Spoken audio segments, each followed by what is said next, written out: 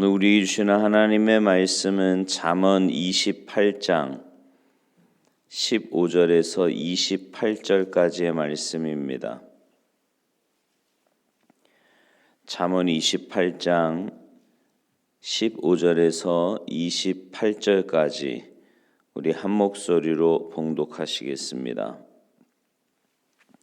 함께 봉독하십니다. 시작. 가난한 백성을 압제하는 악한 관원은 부르짖는 사자와 줄인 곰 같으니라. 무지한 치리자는 포악을 크게 행하거니와 탐욕을 미워하는 자는 장수하리라. 사람의 피를 흘린 자는 함정으로 달려갈 것이니 그를 막지 말지니라. 성실하게 행하는 자는 구원을 받을 것이나 굽은 길로 행하는 자는 곧 넘어지리라. 자기의 토지를 경작하는 자는 먹을 것이 많으려니와 방탕을 따르는 자는 궁핍함이 많으리라. 충성된 자는 복이 많아도 속히 보하고자 하는 자는 형벌을 면하지 못하리라. 사람의 낯을 보아주는 것이 좋지 못하고 한 조각 떡으로 말미암아 사람이 범법하는 것도 그러하니라. 악한 눈이 있는 자는 재물을 얻기에만 급하고 빈궁이 자기에게로 임할 줄은 알지 못하느니라. 사람을 경책하는 자는 혀로 아첨하는 자보다 나중에 더욱 사랑을 받느니라. 부모의 물건을 도둑질하고서도 죄가 아니라 하는 자는 멸망받게 하는 자의 동류니라. 욕심이 많은 자는 다툼을 일으키나 여호와를 의지하는 자는 풍족하게 되느니라. 자기의 마음을 믿는 자는 미련한 자요 지혜롭게 행하는 자는 구원을 얻을 자니라. 가난한 자를 구제하는 자는 궁핍하지 아니하려니와 못본 채 하는 자에게는 저주가 크리라. 악인이 일어나면 사람이 숨고 그가 멸망하면 의인이 많아지느니라. 아멘. 할렐루야. 하나님께서는 자기 자녀들이요 영적으로만이 아니라 육신적으로도 잘되고 풍성하기를 원하십니다. 얼마나 감사한 말씀입니까? 저도요 여러분의 영육간의 삶이 날마다 잘되고 풍성하기를 간절히 바랍니다. 사도 요한은 요한 3서 2절에서 사랑하는 가이오에게 이렇게 축복했지요. 사랑하는 자여 내 영혼이 잘됨 같이 내가 범사에 잘되고 강건하기를 내가 간구하노라. 주님께서도요 내가 온 것은 양으로 생명을 얻게 하고 더 풍성히 얻게 하려는 것이라고 말씀하셨습니다. 여러분의 영혼이 먼저 잘되고요. 그래서 여러분의 범사가 영육간의 풍성한 삶을 사시기를 주님의 이름으로 축원합니다. 그러면 우리가 영육간에 잘되는 길이 무엇일까? 오늘 말씀으로 몇 가지 좀 함께 은혜를 나누기를 원하는데요. 먼저 우리의 삶에 성실함이 있어야 합니다. 오늘 본문 18절 말씀에 보면 성실히 행하는 자는 구원을 받을 것이나 굽은 길로 행하는 자는 곧 넘어지리라 이렇게 말씀합니다. 이 구절은 이 성실히 행하는 자를 알려면 그 반대말 굽은 길로 행하는 자를 알면 됩니다.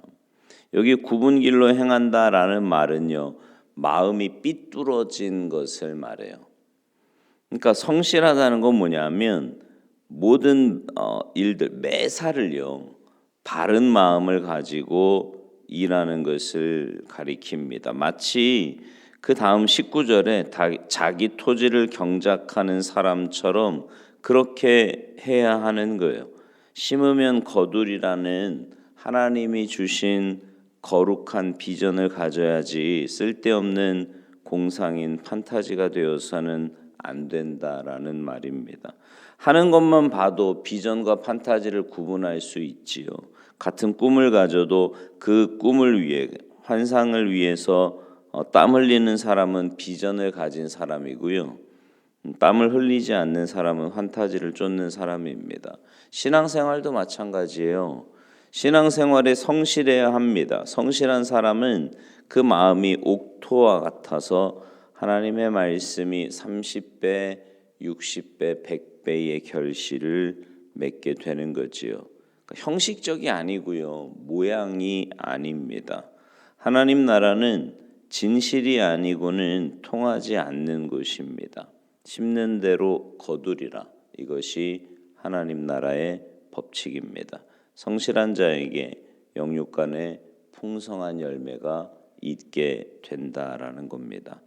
두 번째로 본분에 충실해야 하는데요. 20절에 보면 충성된 자는 복이 많아도 속히 부하고자 하는 자는 형벌을 면하지 못하리라. 이렇게 말씀해요.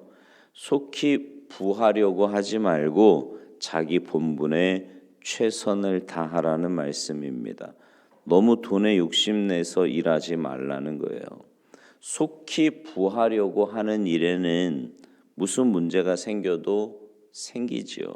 그러나 돈보다 자기 하는 일에 긍지를 가지고 최선을 다하면 그 일이 환영받지 않을 수가 없습니다. 여러분, 농사 짓는 것만 봐도 알 수 있지 않습니까? 농산물을 가장 좋은 품질로 만들어야 되겠다고 농부의 긍지를 가지고 일하면 제일 가는 농산물이 되는 거고요. 그러면 자연히 수입도 따라오는 겁니다. 돈이라는 게 참 신기하지 않습니까? 돈을 붙잡으면 돈이 나를 떠나지만 돈을 놓으면 돈도 명예도 나를 찾아옵니다. 신앙도 마찬가지예요. 우리가 하나님을 붙들어야지 하나님이 주시는 은혜의 선물만 붙들면 그 선물 떠나갑니다. 축복만 붙들면 축복이 떠나가요. 철로 역정에서요, 기독도가 신비가 좋아 신비만 따르다가 얼마나 큰 절망에 빠지고 말았습니까? 하나님 붙잡으면 하나님도 얻고 그분이 주시는 선물도 얻게 되지만 선물만 붙잡으면 하나님도 선물도 다 잃고 마는 겁니다. 여러분의 본분에 충성하며 사시기 바라요. 여러분의 삶의 자리에서 하나님께서 맡겨주신 그 귀한 사명에 충성을 다하시고 최선을 다할 때 하나님께서 가장 복된 것으로 가장 풍성한 것으로 채워주실 줄 믿습니다. 세 번째로 조언을 받아들일 때 풍성한 삶을 살 수 있습니다. 23절에 보면 사람을 경책하는 자는 혀로 아첨하는 자보다 나중에 더욱 사랑을 받느니라. 이렇게 말씀해요. 사람이 아첨하기는 쉽지만 충고하기는 어렵습니다. 아첨은요, 발전이 없지만 조언은 발전이 있지요. 우리가 무슨 일에든지 성공하려면 여러 전문가들의 조언을 귀담아 들어야 합니다. 성공한 사람들의 조언을 잘 들으면 성공으로 가는 지혜를 얻을 수 있지요. 신앙생활도 그렇습니다. 영적으로 성숙한 신앙의 선배들, 또 그런 사람들의 말에 귀를 기울여야 합니다. 신앙의 공동체 안에 있지만 지극히 인간적이고 세상적인 말을 하는 사람들이 있고요. 하나님의 말씀에 근거하여 믿음으로 말하는 자들이 있습니다. 근데 세상적이고 인간적인 말이요, 자꾸 듣다 보면 참 그럴듯하거든요. 굉장히 합리적인 것 같고 이성적인 것 같습니다. 분석도 잘 해놓은 것 같아요. 그러나 그런 말에는 하나님의 역사하심은 없습니다. 마치 10명의 정탐꾼이 눈에 보이는 대로 말하는 것과 다를 바가 없는 거지요. 여러분, 10명의 정탐꾼의 말이 틀린 말이었습니까? 전혀 아니에요. 그들의 말이 다 맞습니다. 보는데요, 굉장히 정확하게 봤어요. 그리고 본 대로 또 분석도 했습니다. 그러나 그런 인간적이고 육신적인 말에 귀를 기울이면 함께 멸망할 수밖에 없는 거지요. 그래서 영적으로 성숙한 사람, 신앙으로 올바로 서 있는 사람의 말에 귀를 기울여야 합니다.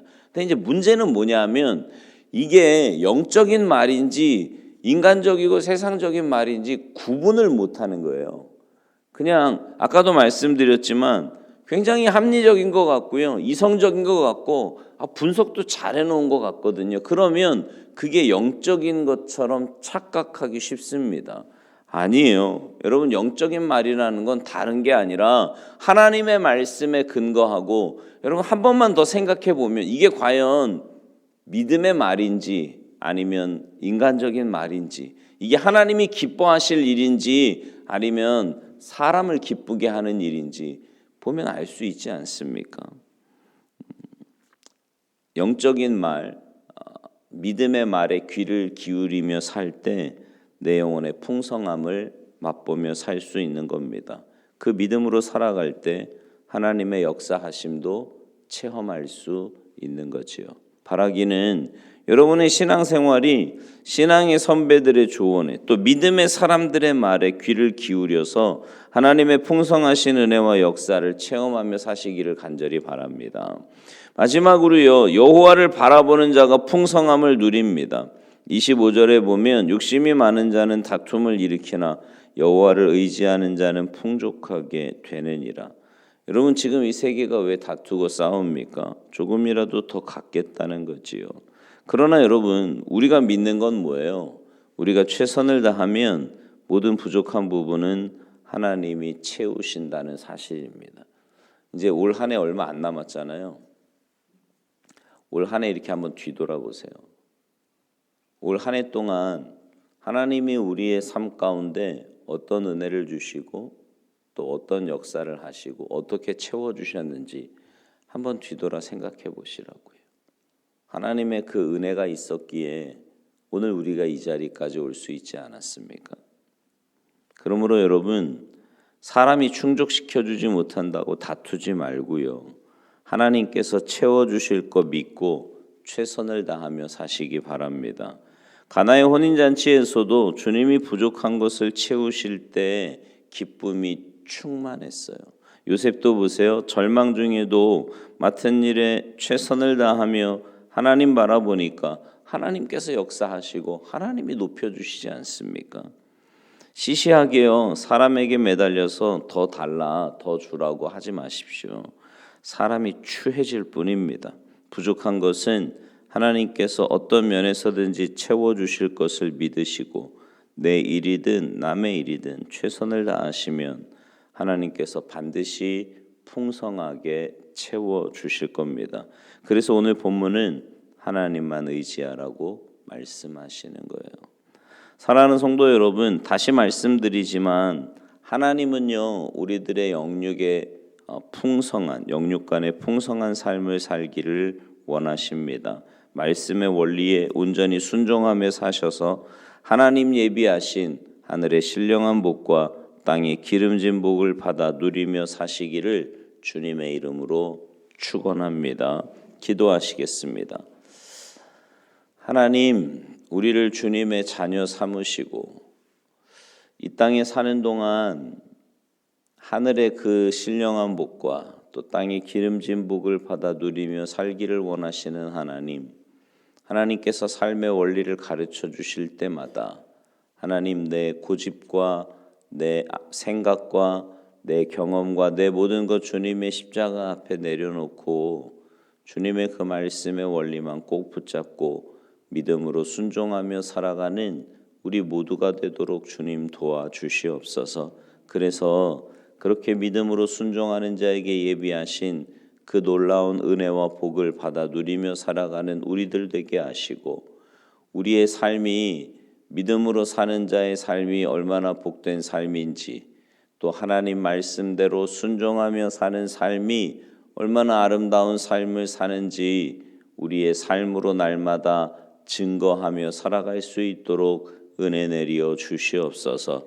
하나님, 추운 날씨 속에 어렵고 힘든 사람들을 주님께서 돌보아 주시고 특별히 우리의 마음속에 긍휼한 마음 주셔서 나누고 베풀며 남에게 유익 주며 살아가는 우리 모두의 삶이 되도록 주님 도와주시옵소서.